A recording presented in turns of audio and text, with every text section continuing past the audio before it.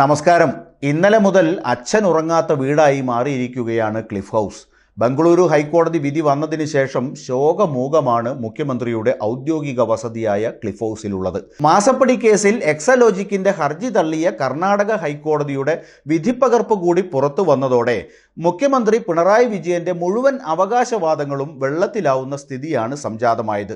SFIO അന്വേഷണം നിയമപരമാണെന്ന് കോടതി വ്യക്തമാക്കിയതോടെ മുമ്പിൽ ഒരു വഴിയും തെളിയാതെ നിൽക്കുകയാണ് ന്യായീകരണ തൊഴിലാളികളായ CPM നേതാക്കളും AKG മന്ദിരവും. നിയമം പാലിച്ചു തന്നെയാണ് അന്വേഷണം നടക്കുന്നതെന്നും അന്വേഷണത്തിന് വിട്ട കേന്ദ്ര നടപടിയിൽ തെറ്റില്ലെന്നും ബംഗളൂരു കോടതി വിധിപ്പകർപ്പിൽ പറയുന്നുണ്ട്. SFIO അന്വേഷണം തടയണമെന്നാവശ്യപ്പെട്ട് എക്സലോജിക് സമർപ്പിച്ച ഹർജി ഇന്നലെയാണ് കർണാടക ഹൈക്കോടതി തള്ളിയത്. എത്ര ആലോചിച്ചിട്ടും മനസ്സിലാവാത്തത് മടിയിൽ കനമില്ലാത്തതുകൊണ്ട് വഴിയിൽ ഭയമില്ലെന്നും ഈ കൈകൾ ശുദ്ധമാണെന്നുമൊക്കെ പറഞ്ഞ മുഖ്യമന്ത്രിയുടെ മകളുടെ കമ്പനി തങ്ങളുടെ നേരെ വരുന്നതിന് മുമ്പ് തന്നെ കേസന്വേഷണം ഇല്ലാതാക്കാൻ കർണാടക ഹൈക്കോടതിയെ സമീപിച്ചത് എന്തിനാണ് എന്നാണ്. അന്വേഷണം തടയാൻ എക്സലോജിക്ക് മുന്നോട്ട് വെച്ച ആരോപണങ്ങളൊന്നും യുക്തിസഹമല്ല. കേസിൽ അന്വേഷണം ആരംഭിച്ചിട്ടേയുള്ളൂ. പ്രാഥമിക ഘട്ടത്തിലുള്ള അന്വേഷണം തടയണമെന്ന് ആവശ്യപ്പെടുന്നതിൽ കഴമ്പില്ല. അതുകൊണ്ട് അന്വേഷണം മുന്നോട്ട് പോകുന്നതിൽ തെറ്റില്ല എന്നൊക്കെയാണ് ഇപ്പോൾ കോടതി വ്യക്തമാക്കിയിരിക്കുന്നത്. സാമ്പത്തിക കുറ്റകൃത്യങ്ങൾ രാജ്യത്തിന് തന്നെ ഭീഷണിയാണെന്നും കോടതി വിധിപ്പകർപ്പിൽ ചൂണ്ടിക്കാണിക്കുന്നുമുണ്ട്.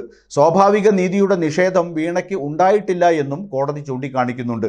നിലവിൽ കമ്പനികാര്യ നിയമപ്രകാരം ROCയുടെ അന്വേഷണം നടക്കുന്നുണ്ടെന്നും ഒരേ സമയം രണ്ട് അന്വേഷണം നീതി നിഷേധമാണെന്നുമുള്ള ഹർജിക്കാരിയുടെ വാദമാണ് കോടതി തള്ളിയത്. മുഖ്യമന്ത്രി പിണറായി വിജയന്റെ മകൾ T വീണയുടെ കമ്പനിയായ എക്സലോജിക്ക് കൊച്ചിയിലെ കരിമണൽ കമ്പനിയായ CMRL ഓഹരി പങ്കാളിത്തമുള്ള സംസ്ഥാന പൊതുമേഖലാ സ്ഥാപനമായ KSIDC എന്നിവയ്ക്കെതിരെയാണ് SFIO അന്വേഷണം നടത്തുന്നത്.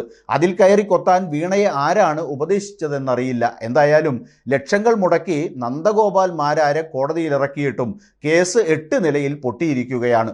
ഒരു സേവനവും നൽകാത്ത എക്സലോജിക്കിന് CMRL വൻ തുക കൈമാറിയെന്ന് കേന്ദ്ര ആദായ നികുതി വകുപ്പിന്റെ ഇന്ററിം സെറ്റിൽമെന്റ് ബോർഡ് കണ്ടെത്തിയതോടെയാണ് മുഖ്യമന്ത്രിയുടെ മകൾക്ക് നേരെ അന്വേഷണം ആവശ്യപ്പെട്ട് മാത്യു കുഴൽനാടൻ ഉൾപ്പെടെയുള്ളവർ രംഗത്തു വന്നത്.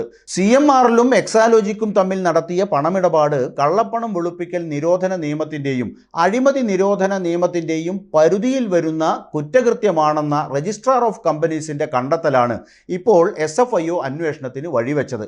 എന്തായാലും വിധി വന്ന് 2 ദിവസമാകുമ്പോഴും ഇക്കാര്യത്തിൽ മൗനവ്രതത്തിലാണ് മുഖ്യമന്ത്രിയും CPM നേതാക്കളും. മൗനം തുടർന്നാൽ CMRL കേസ് CMRL പ്രക്ഷോഭം എന്ന രീതിയിലേക്ക് മാറുമോ എന്ന് കാത്തിരുന്ന് കാണാം.